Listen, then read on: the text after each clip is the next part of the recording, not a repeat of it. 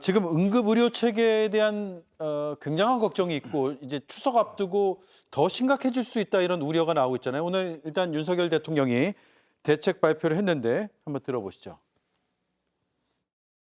정부는 추석 연휴 기간 동안 중앙과 지방이 함께 특별 대책을 수립하여 응급 의료 체계가 차질 없이 가동되도록 국민들께서 걱정하지 않으시도록 총력을 다하고 있습니다. 정부는 의료인들의 헌신에 조금이라도 보답하기 위해 추석 연휴 전후 한시적으로 진찰료, 조제료 등 건강보험 수가를 대폭 인상하기로 했습니다.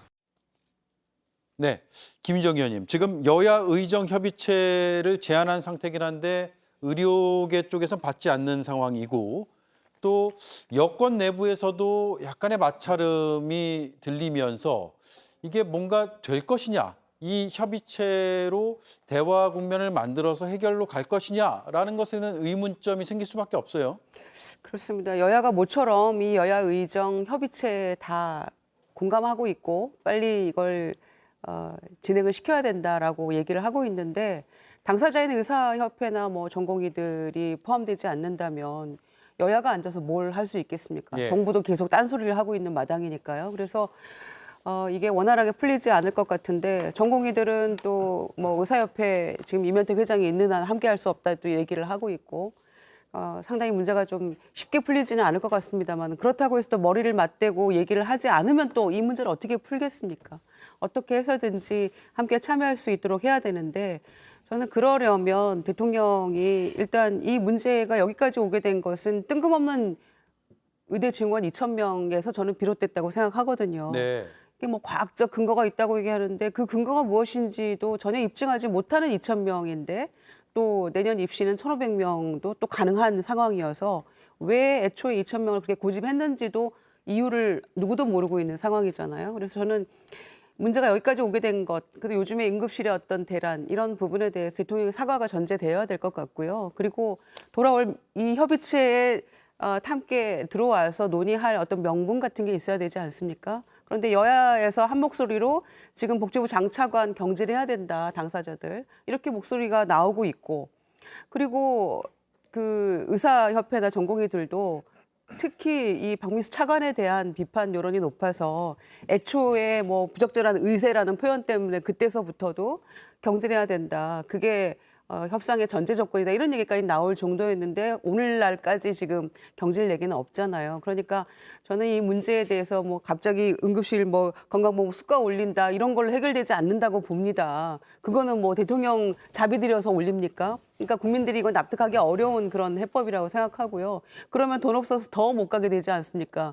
그 아픈 국민들이 이 연휴 동안에. 그래서 문제 해결의 어떤 근본적인 해결책은 아니라고 보고 의사들도 그거는 마찬가지라고 생각할 겁니다. 응급실 지키는 지금 의사들도 이미 한계치에 다다랐는데 그래서 다시 말씀드리면은 돌아올 명분을 줘야 되는데 그 제로 베이스에서 논의를 못한다 할지라도 적어도 대통령 사과와 장차관들의 어떤 경질 이걸 통해서 조금 진정성을 보여야만 이게 진행이 되지 않을까 생각합니다. 네, 내일 이런 가운데 한동훈 대표가 응급 현장을 가죠. 이거 어떤 행보입니까? 내일 부산에서 현장 최고위원회를 개최하고요. 예. 지금 가장 문제가 되는 것이 응급실 또 지역 의료의 공백 관련한 내용이잖아요. 이런 것들을 현장에서 한번 의료진의 의견을 직접 들어보겠다라는 취지로 이해할 수 있습니다. 근데 이것이 윤석열 대통령과 인위적인 차별화 전략이라고 저는 생각하지는 않습니다. 네. 다만 말씀드렸던 것처럼 이제 그 대통령실이 현재 의료 실제 상황을 바라보는 관점과 그러니까 감내할 수준이라는 거 아닙니까? 이 응급실의 공백은 없고 충분히 관리 가능한 수준인데 당에서는 이게 일정 수준을 넘어서면 언제든 위기 상황에 갈 수 있으니까 그것을 미연에 막자는 목소리를 계속해서 전달하고 있는 거고요.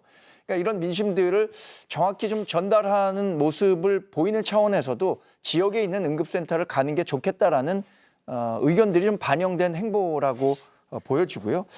전 앞서서 이 윤석열 대통령과 관련해서 수령이라든가 전제군주와 비교하신 것 같은 것은 야당의 입장에서 그렇게 볼 수는 있겠지만 그것이 뭐 많은 사람들이 그렇게 생각할 거라고는 생각하지는 않습니다. 그러니까 당정의 갈등은 역대 정권에서도 항상 있었던 내용입니다. 네. 그리고 미래 권력과 현재 권력의 충돌은 여러 사안별로 발생할 수도 있는데 그것을 뭐 대통령의 스타일이 뭐 수령과 전제군주에 가깝기 때문이다라고 얘기하는 것은 지나친 무리한 평가라고 생각합니다. 예.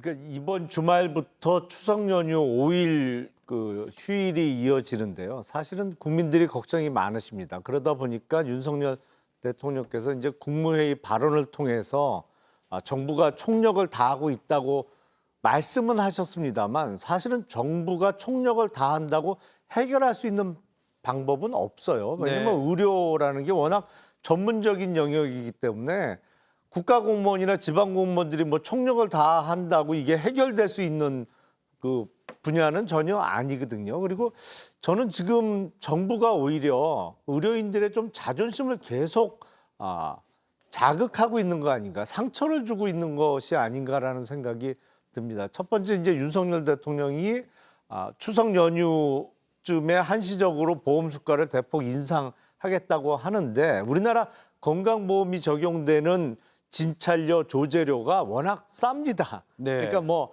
평소에 3, 4천 원 받던 거 8, 9천 원 받을 수 있게 하겠다는 거예요. 내용을 실제로 들여다보면 그것도 지금 사태를 오히려 악화시킬 수 있는 발언 아닌가 싶고 더군다나 전국에 뭐 한 17개 정도 권역별 대형 병원에 청와대 비서관들을 파견해서 현장 점검하겠다고 하는 내용은 의료인들 입장에서 보면 대통령실의 비서관들이 나와서 거의 그 의료인들 감시하는 것처럼 비춰질 가능성이 높거든요. 그래서 네. 문제를 해결하기보다는 점점 감정의 골만 깊게 만드는 악수를 두고 있는 것이 아닌가라는 걱정이 좀 됩니다. 네.